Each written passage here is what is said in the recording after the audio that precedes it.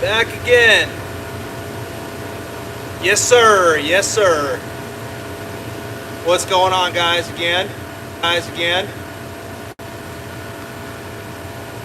Just want to keep everyone in the loop. I know I went live there a little while ago, and I didn't want to leave everyone hanging on how it kind of turned out. So it got interesting. Not long after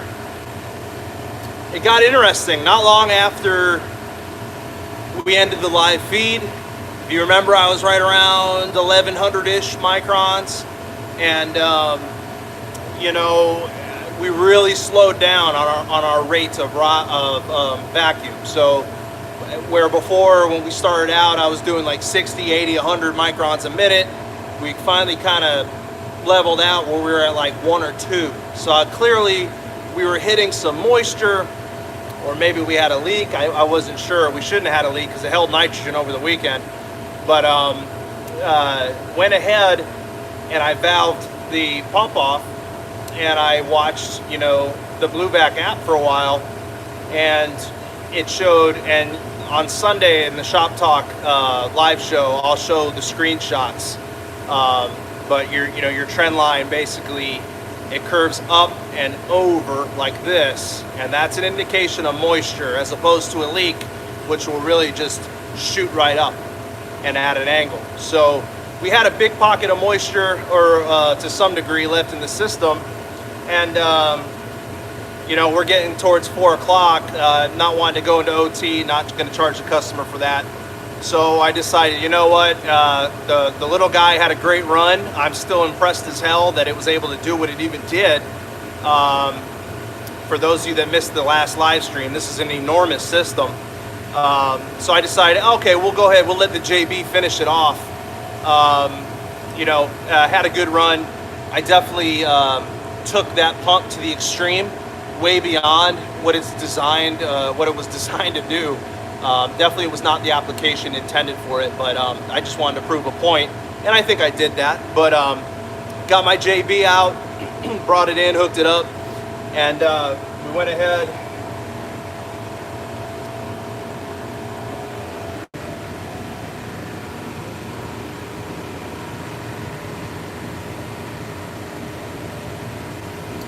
Our valves are shut.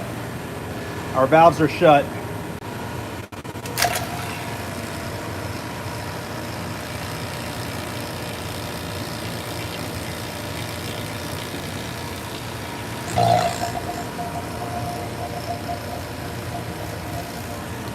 And what we saw was that, my pump's shot. It's not pumping.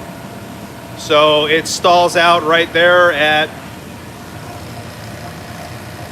about 4,300 microns. So this was great timing for me at the end of the day to see that my JB needs to be rebuilt or replaced, but it's not pumping. So around that time, I had another call I had to actually leave here for. This isn't a high priority repair. This machine doesn't have to be online until January. So I had to run out really quick down the street to another facility. But now I'm in a position where, what am I going to do here? My way, is the glare bad on the gauge? It's at 4,200 microns and pretty much stalled. So now I got to go to the damn house and get the big white monster. So, and I'm not going to charge the customer at this point for it. This is pro bono. So I ran home. At least I'm only a couple miles from the house, and I got the big white one. So we'll hook it up here and see if we can't get me out of here at a decent time. But just wanted to make sure I didn't have anyone think that I misled anybody or indicated that it was that this thing finished the job completely. It did not. I didn't get this thing all the way down. I imagine if I had the time and the batteries to sit here and do it, eventually it would have. But in a moment like that, that's where a larger CFM pump is going to take over. So again, it's a 20 ton system with 2-inch suction line, 1 3/8 discharge line. So let's go ahead and we'll Ivan, she loves it. We'll wheel it up and hook her up and see See how it's gonna do. I'm Eastern time, Anthony. Yeah, the JB is shot, man. Dave, it's of course right at the end of the day that I find out. So, you know, I don't know how well or not well you guys can see that. Right now it's saying 4,500. So we'll go ahead, we'll roll it over, hook it up, and see if I can maybe get out of here in the next hour. So see what's up. I'm gonna roll it over.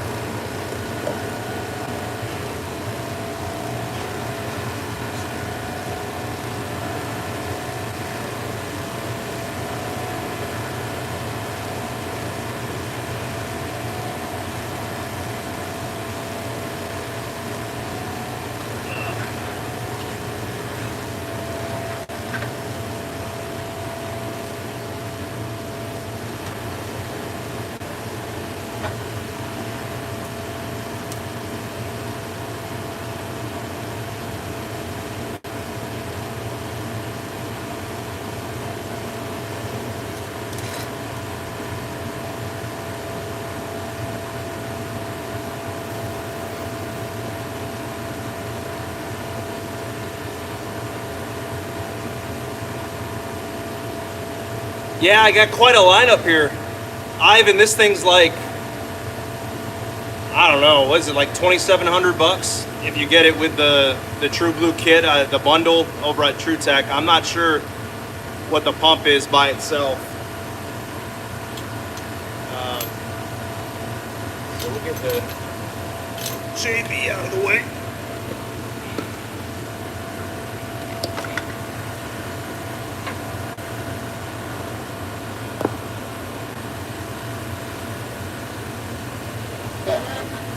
This thing weighs 80 pounds, by the way.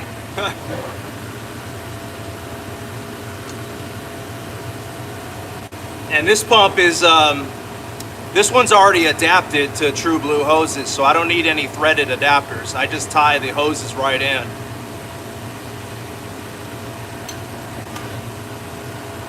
So I'll need to take this adapter off.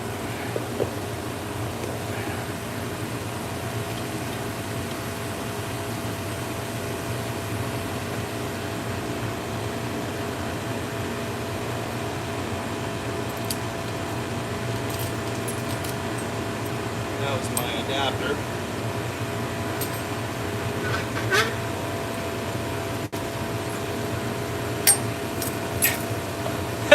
Yeah, every 3,000. Every 3,000.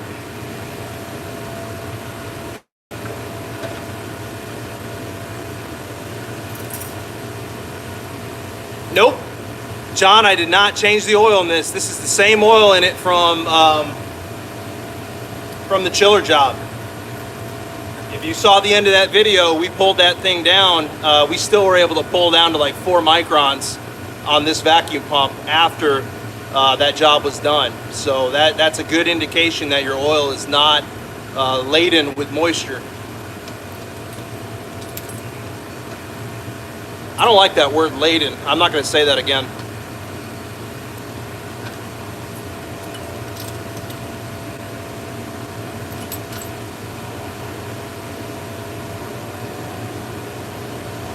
I almost forgot, they got these little centering rings, and this kind of makes sure that your fitting is seated correctly with the hose. So you just stick that on there. It did good, Charlie. I got this 20-ton altitude chamber down to about 1,100 microns with the battery pump by itself.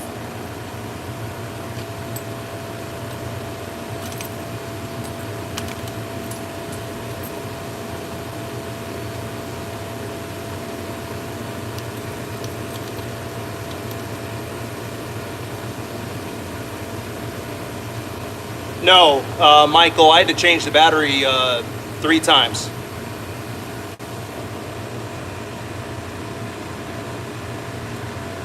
But what I was saying in my live stream earlier today was the battery does charge up fast enough to where it's done. It's done before the other battery dies on the pump.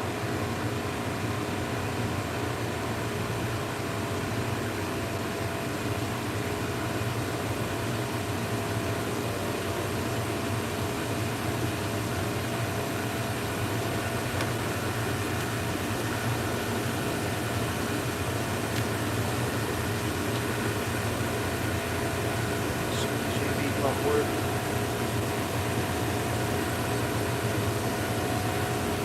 Chris, I tried to see your question, but it disappeared before I had a chance to read it all the way. I'll have to scroll back up in a few minutes here.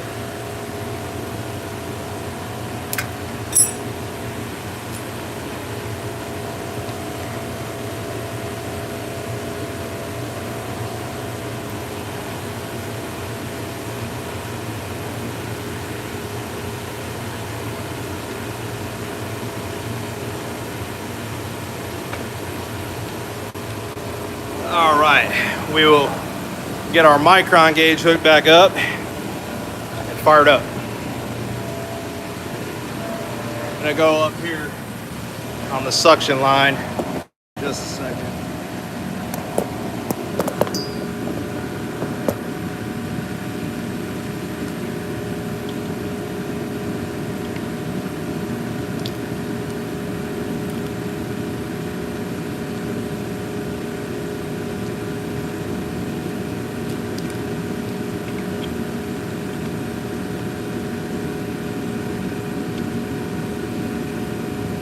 To a degree, absolutely, Michael. But that's to a degree. And we proved that somewhat today, I'd say. Yeah, I hear you, Rehab.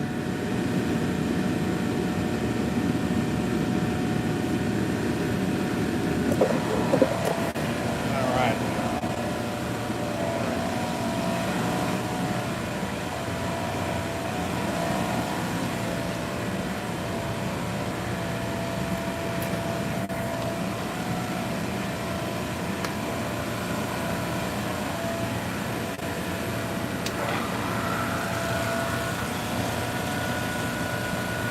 It's a very, very quiet pump for how big it is.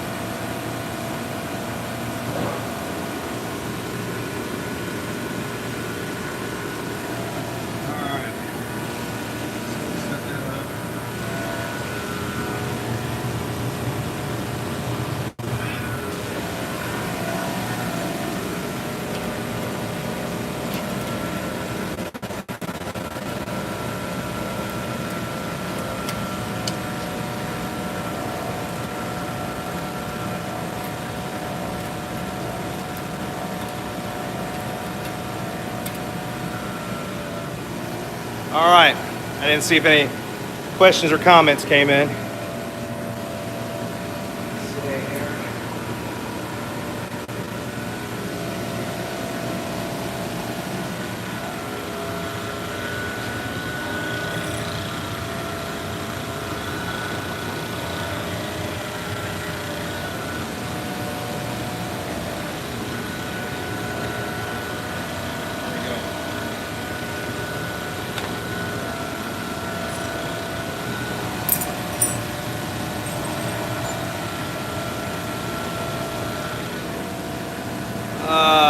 Prediction, Frank, roughly.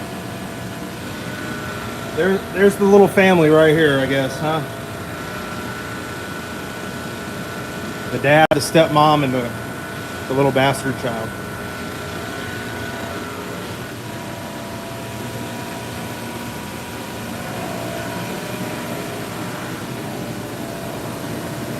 All right.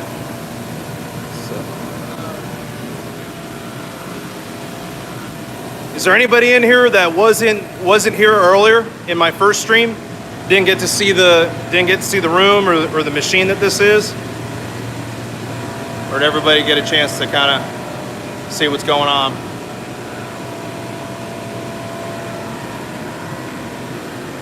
It's a big mechanical room for an altitude chamber, and it's going on 55 to 60 years old when they first put it in. It used to be a cascade system, and it's been retrofitted 8-10 times over the years. I haven't used the field piece pump, but it's a big room. That's the outer walls of the chamber. That your suction line comes down, your liquid line in there. You had two expansion devices. The two expansion devices had solenoids and could switch between themselves, whether it wanted to be a medium temp or a high temp condition in the chamber. So right here behind me, this skid, that's the vacuum. Big belt-driven vacuum pump system, and that's for changing the simulated altitude. So you've got air dryers in here, steam humidification. Yeah, basically for very controlled environments. Test products out, see how they do in high altitudes, stuff like that. I was wondering why we're not seeing any changes yet, and I wonder if maybe it's because I didn't open the ball valve where the micron gauge is. Just a hunch.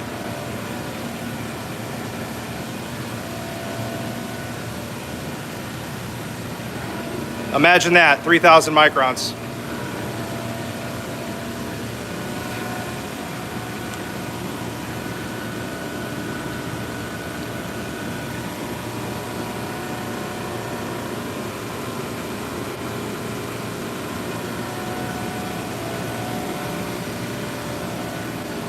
If you guys see that that horizontal line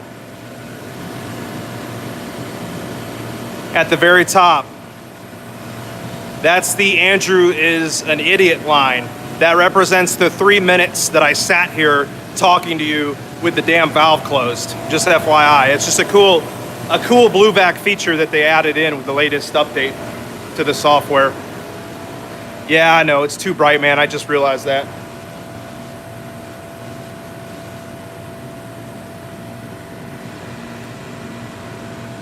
I don't know how to fix that.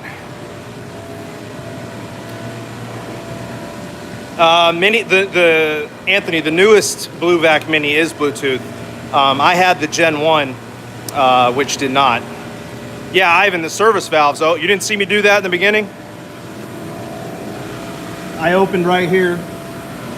And then on the other side, I'm using a core tool. It was on a Schrader core, so low side, I've got a Schrader core and a core tool removal. And on the discharge service valve, I just opened up the valve itself.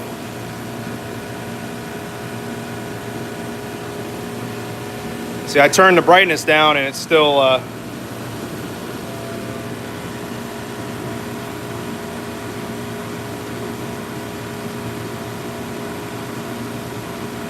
there you go. That horizontal line, that's the idiot Andrew line. And then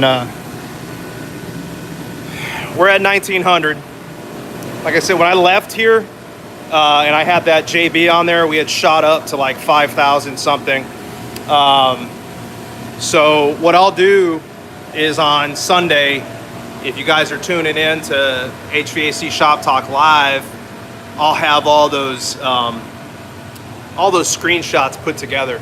So what was really cool about this was by having a small pump on a large system and then having a mid-sized pump that sucked and leaked and is shot, and now having the giant pump on all in the same day, we've got some really cool screenshots that show literally every single trend that you could possibly see and take advantage of or interpret with the BlueVac app. So I'll be able to show you guys clearly what leaks look like. I could show you clearly what moisture looks like. I could show you clearly what changing the battery looked like. I could show you what changing the pumps did, etc. So I could show you what not opening a valve does when you think you're pulling a vacuum. So much for you guys to learn. So that'll be cool. See where we're at. This is the get home early pump that I've got on there now.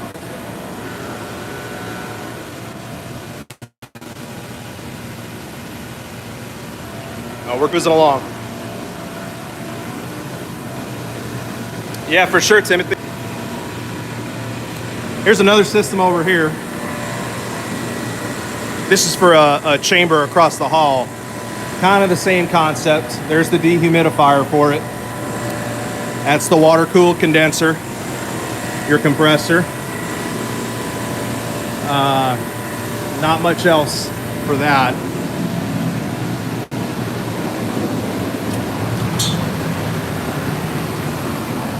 See if the coast is clear.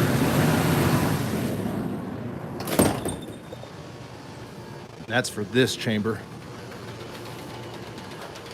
So this one's got a belt-driven blower right here, you can see. So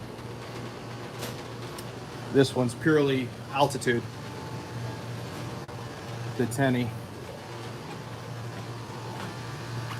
And all it has is a Welch vacuum pump in the back.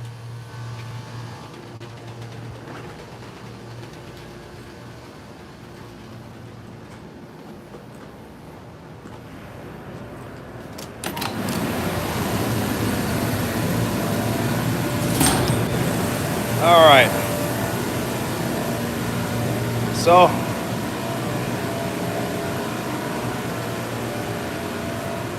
Jason, I'll have to ask that. I don't know 100% how the company's broken down yet. I know they're based here. I know they've been making pumps for like 30 years, and they've made pumps for most of the other big brands this whole time.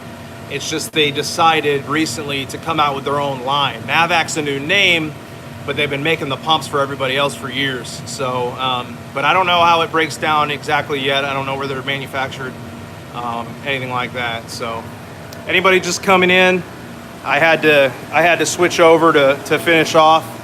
So, we've got triple threat here. We've got the JB7 CFM or 8 CFM, the 2 CFM, and the 12.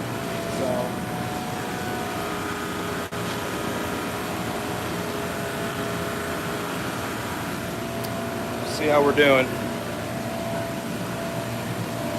Yeah. That's the service life, Justin. I'll have dinner when I get home. I had some nuts in the car, in the van. Just get used to that, I guess.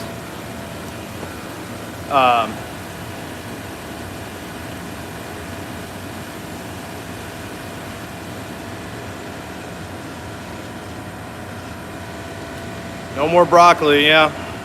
Yeah, I said nuts.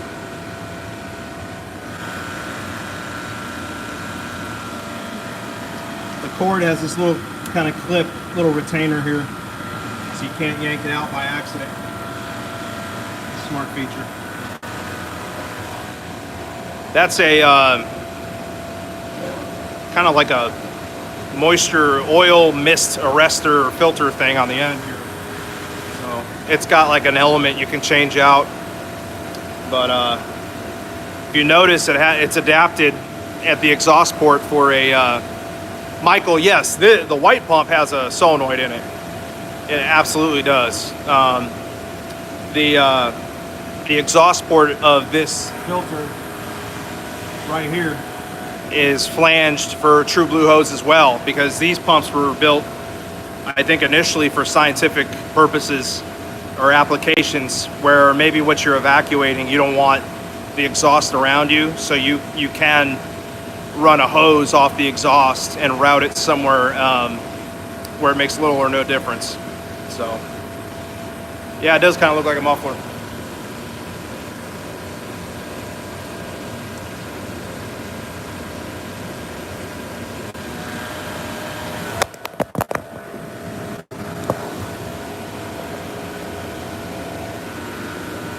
I'm glad I got an OtterBox on there. 1100, Joe. 1100. And then I felt that it was stalling a little. It was getting a little too slow, the rate, and I want to go home.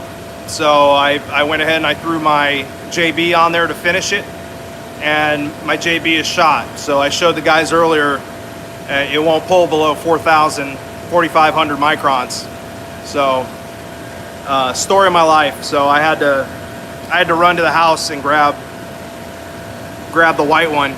I don't have a backup regular size pump right now, so the JB was it.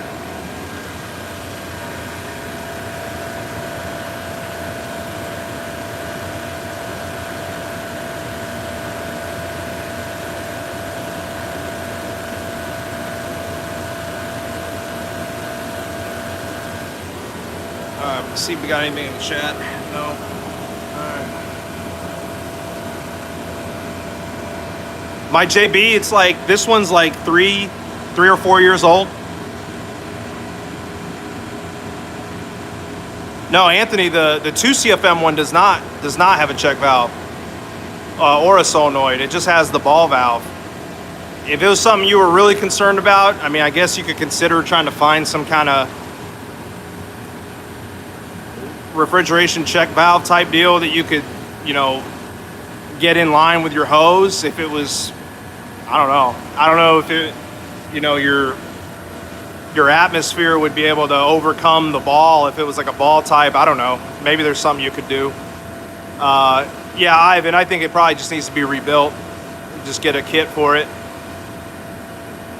Jason, the valve they're talking about is a safety, a check valve or a solenoid on the vacuum pump. So if you're in a deep vacuum and you were to lose power on the vacuum pump, that the vacuum level in the system wouldn't just suck the oil right out of the vacuum pump into the system. So a lot of pumps come with a check valve or some kind of safety that will shut the pump mechanically from allowing anything to pass from the pump back into the system.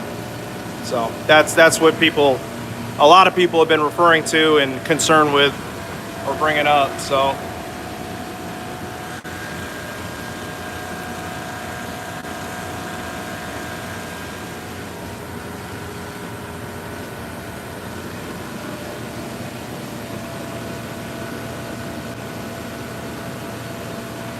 we're back at 11.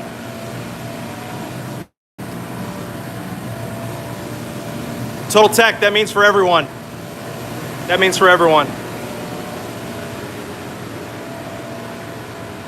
I don't anticipate being here long. So.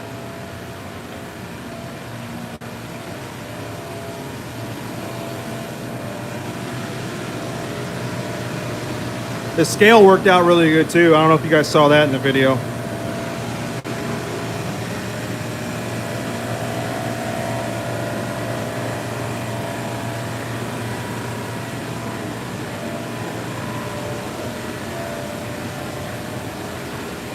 What a nightmare that is, huh?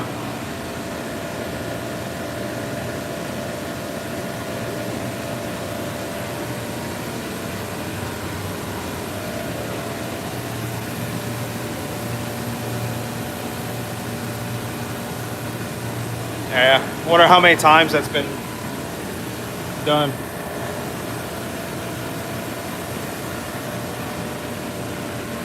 It's all part of the vacuum.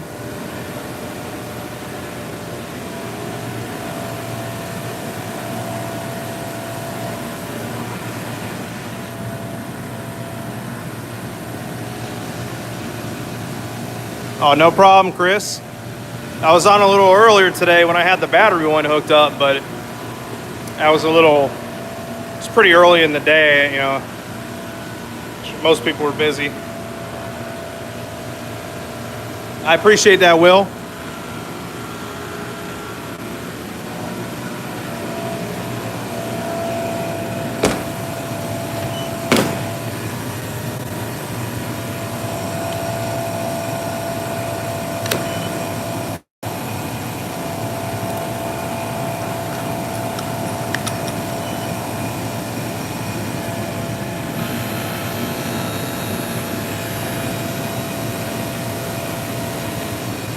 There you go, Makita. 2 milliamp hour. I watched a little bit of my live stream earlier and I think I said amp hour like 20 times. It's milliamp hour.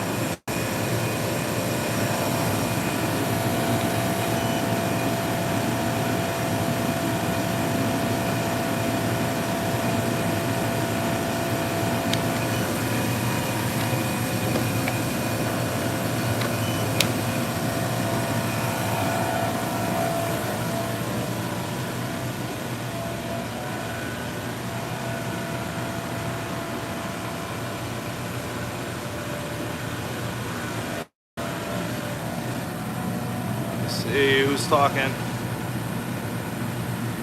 Joe, it's isn't it MAH usually when it's listed?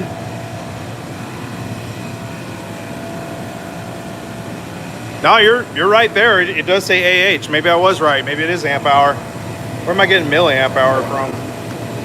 I think milliamp hour is a rating for like your 18650 batteries and stuff like that. Maybe that's where I'm getting that from. So, I don't know.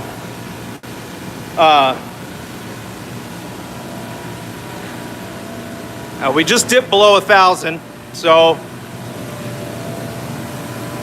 you gotta think this system has a lot of oil, probably a lot of moisture in it. The guy, I don't think these things have been maintained very well over the years. I was told the valve I changed out, I was told it gets changed out about every 6 months to a year. So I know he just did the compressor on this machine. He just did the compressor on that machine. So we will see what's going on with it. I don't know. There's a lot of volume here. And it's not new by any means. So we'll see. See my big old nitrogen tank. I had to use 2 of these. Thing weighs almost 200 pounds. What was this guy asking me? Am I using a 4-port? Hell no. Are you talking about a manifold? I own one manifold with 4 ports, and that's the Yellow Jacket, the P51870. And as soon as I bought it, I capped off the vacuum port. Took the hose off, capped off the opening, and never touched it again. It's a very cool manifold, but I would never use it for evacuations. So, and then I just have a 2-port, a 2-valve Yellow Jacket analog, and that's really all I have for actual manifolds at this point. So, let's see if I miss anything.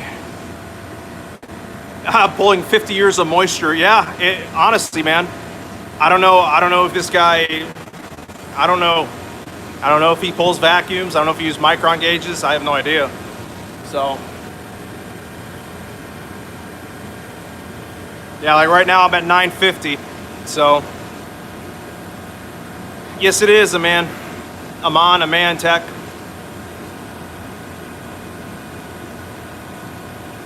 You seem to pump down faster on a 4-port, so as opposed to what? Not using a manifold? Is that what you're getting at?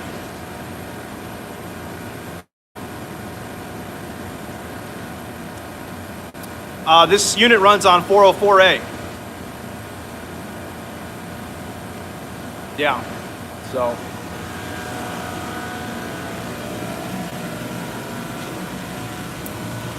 These things are freaking sweet, by the way, guys. I don't know if you guys have these. I've got these in my pocket almost 24/7, so real handy to have.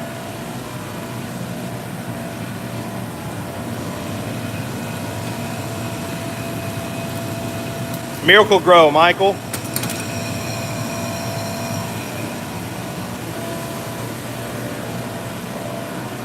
Yeah, but the 4 or 5 inch ones are the only ones I can afford, Mike.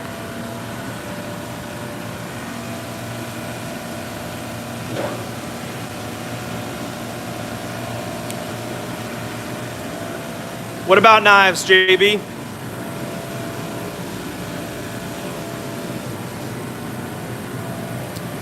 Trevor, it's this one's a Tenney, Tenney. There's some prints floating around here, some original prints from. This was built in like the 50s or early 60s. Mr. Tenney, his actual signature is on the prints. That's how old it is. So pretty cool.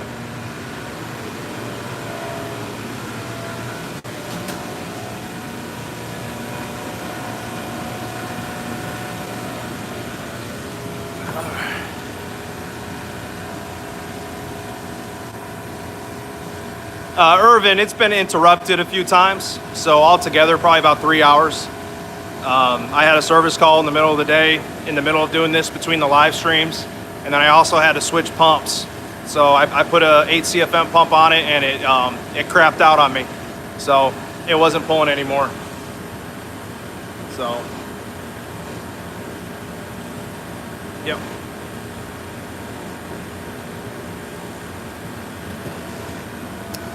So, I don't know if you guys want to hang.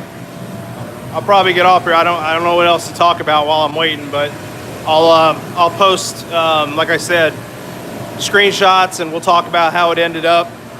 I don't want to keep you guys sitting here hanging live, and I think Chris will be live here soon. So just like I said, my big reason for coming on here was to not give any impressions that weren't a reality. I didn't want to, the way that live stream ended, I didn't show the rest of it. I did not pull down below 500 microns with the 2 CFM pump. But I was delighted to see that it got as far as it did. So yeah, I think it was impressive either way. And I think it just proves without a doubt that it's more than enough to do anything on the majority of the systems you'd see, in the 5 ton and under environments. So I'd even put it up against plenty of, medium-sized package units on a roof. Even if it's like, say it's a 10-ton unit, rooftop unit, that's not going to have as much pipe volume as a 10-ton split system. So, you know what I mean? It's definitely going to have a place in my van. I wouldn't have it as my only pump. I think it's a cool secondary pump that can just make your day that much easier when you have the opportunity. So anyway, but guys, appreciate you stopping in. I know we haven't really tapered off much with who's in the chat. I appreciate the hell out of that, guys. I'm glad you hung out with me for a little while, but I just wanted to show you the transition.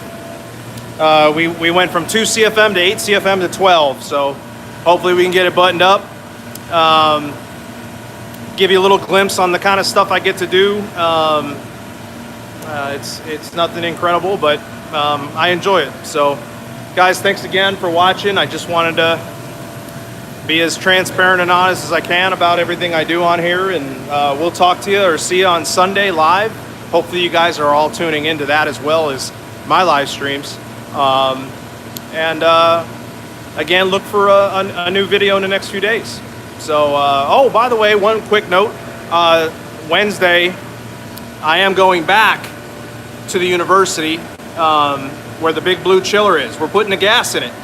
So if you guys are interested in that, on how you get 7,000 pounds into a machine in a timely fashion,